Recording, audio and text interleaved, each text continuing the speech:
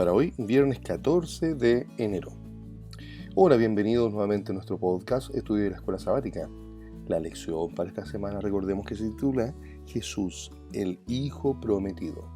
Y nuestro versículo para memorizar nos dice: en estos postreros días nos ha hablado por el Hijo, a quien constituyó heredero de todo, y por quien asimismo hizo el universo, el cual, siendo el resplandor de su gloria y la imagen misma de su sustancia, quien sustenta todas las cosas con la palabra de su poder, habiendo efectuado la purificación de nuestros pecados por medio de sí mismo, se sentó a la diestra de la majestad en las alturas. Hebreos capítulo 1, versículos 2 y 3. Para hoy, viernes 14 de enero, para estudiar y meditar. La venida de Jesús a esta tierra como el Hijo de Dios cumplió varias funciones al mismo tiempo. En primer lugar, como el divino Hijo de Dios, Jesús vino a revelarnos al Padre a través de sus actos y sus palabras. Jesús nos mostró cómo es realmente el Padre y por qué podemos confiar en Él y serles obedientes. Jesús también vino como el Hijo prometido de David, Abraham y Adán, a través del cual Dios había prometido que derrotaría al enemigo y gobernaría al mundo. Por lo tanto, Jesús vino a ocupar el lugar de Adán a la cabeza de la humanidad y cumplió el propósito original que Dios tenía para ella. Jesús llegó a ser el gobernante justo de que Dios siempre quiso que tuviera este mundo. Y las palabras dichas a Jesús a la orilla del Jordán: este es mi Hijo amado, en quien tengo complacencia, abarca toda la humanidad. Dios habló a Jesús como nuestro representante. No obstante, todos nuestros pecados y debilidades no somos desechados como inútiles. Él nos hizo aceptos en el amado. La gloria que descansó sobre Jesús es una prenda del amor de Dios hacia nosotros. La luz que cayó desde los portales abiertos sobre la cabeza de nuestro Salvador caerá sobre nosotros mientras oramos por ayuda para resistir la tentación.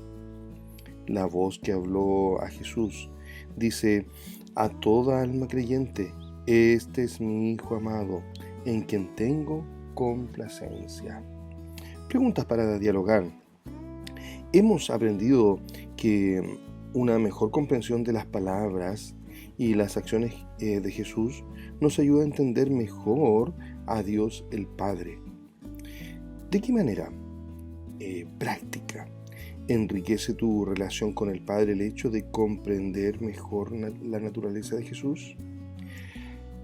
Aprendimos de la forma en que Dios habló y trató a Jesús.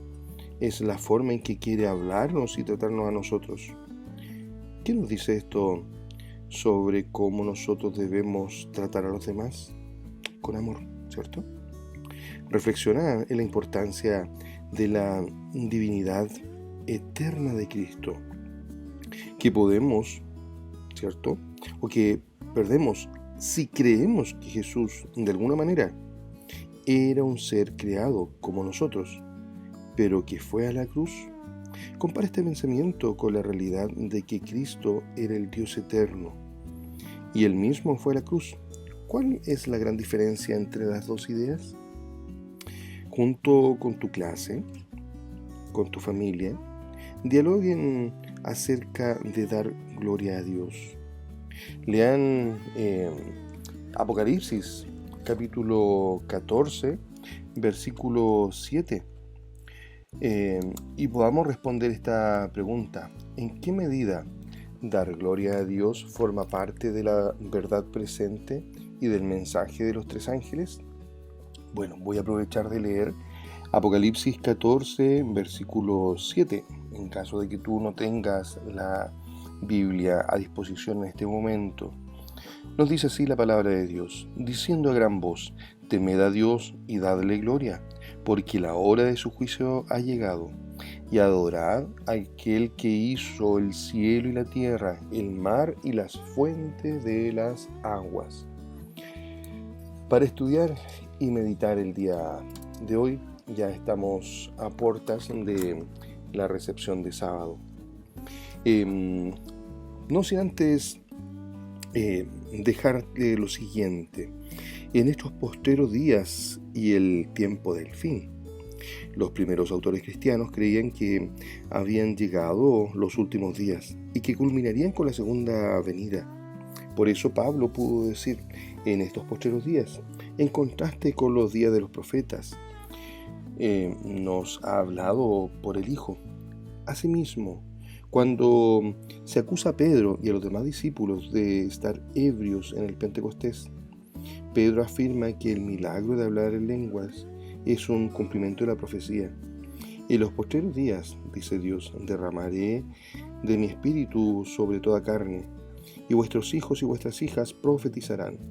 La profecía de Joel 2 se cumplió al comienzo de los postreros días. Además, al hablar de la encarnación de Cristo, Pedro escribió: Cristo se ha manifestado en estos últimos tiempos en beneficio de ustedes. Estos postreros días se distinguen por los burladores que cuestionan la segunda venida de Cristo y explotan a los pobres para enriquecerse. Los postreros días también se caracterizan por la aparición de anticristos. Teniendo en cuenta el hecho de que los postreros días llegan con la encarnación de Cristo, ¿hay alguna diferencia entre estos postreros días y el tiempo del fin, según lo describe Daniel y Apocalipsis? Considera la profecía del tiempo del 2300 tarde y mañana de Daniel capítulo 8 versículo 14. Esta profecía de tiempo se extiende mucho más allá de los días de Cristo. Y otras profecías todavía tienen varios acontecimientos pendientes desde nuestro punto de vista en el tiempo.